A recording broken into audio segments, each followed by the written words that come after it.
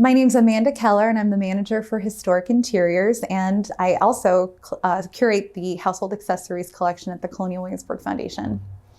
Right now, we're standing in the laundry, which is in a nice long complex of outbuildings that were here at the Randolph property. The reason that we have furnished spaces in all of our exhibition sites is so that we can help bring these spaces to life. So when I'm starting to furnish a space, what I typically look at to see if we have any documents for that site. So we look back in the 18th century records. So we look at probate inventories, which usually included a list of belongings that would have been in every space of the house and their value. That helps me know exactly how each space was used, even if it's not denoted, if this was a laundry and then it lists the things, I could still figure out that that was a laundry space based on the objects that are listed on the document. We also look at wills. We look to see what people left to other people in their family. We also use things like the archaeological records. So I talk to archaeologists and then they pull out in drawers the things that they found in the ground at the site. And then we also look at things that people were buying. So we look at merchant records. We look at what was being imported into the city of Williamsburg. I love looking at account books and letters to see what they were ordering for their households. And even merchant records help us understand what were the enslaved buying in stores? What objects did they need for their families? What I find is the most difficult, you can't really furnish a space unless you know how to do the work that was done in the space. So we also look at things called prescriptive literature, which are manuals, essentially, that would have talked about how the work was done in the 18th century. We look at servant guides. Servant manuals are wonderful sources because they actually list what you would have needed to do the work at hand. So laundry, for example, lists exactly what kinds of materials you would need to do that work. And that often helps me figure out which objects are needed.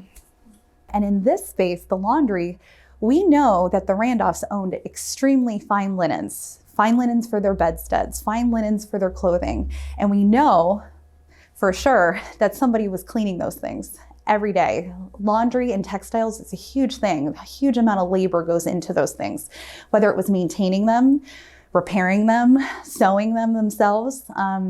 So we know the enslaved, the 27 enslaved people that we talk about every day at the Randolph House, were doing a lot of that labor.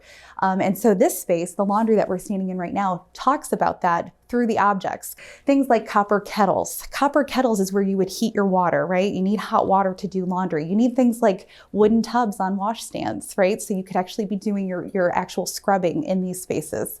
And then buckets of water. You need lots of water to be able to do laundry. So a lot of those things are here. Scrub brushes that we have behind me on the table, irons for ironing out creases. And then of course, clotheslines so that you can actually dry your laundry by the fire where it would be nice and warm. So the one thing that is hard is probate inventories don't list everything. I wish they did, but they often omit things that are considered not valuable enough to be listed. Things like woodenware, like buckets, often don't ever appear on a probate. So if I simply followed that list, I would be not including the objects that were really here on site. So we always have to supplement what we know based on print sources. I look at lots of images from the 18th century that show how people lived.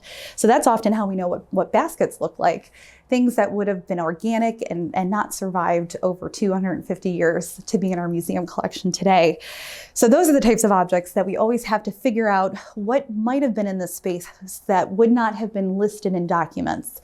So the way that we know who was really living on this site is that we look at probate inventories, which again listed all those possessions, but it also listed the people that would have been here on site. So that's how we know the Randolphs owned 27 individuals, because they actually appeared on the 1776 probate inventory of Peyton Randolph when he died.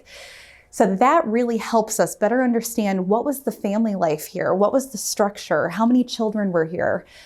Based on how they were listed on the inventory, we can better understand maybe who was cooking in the kitchen, who might have been doing the laundry in this space.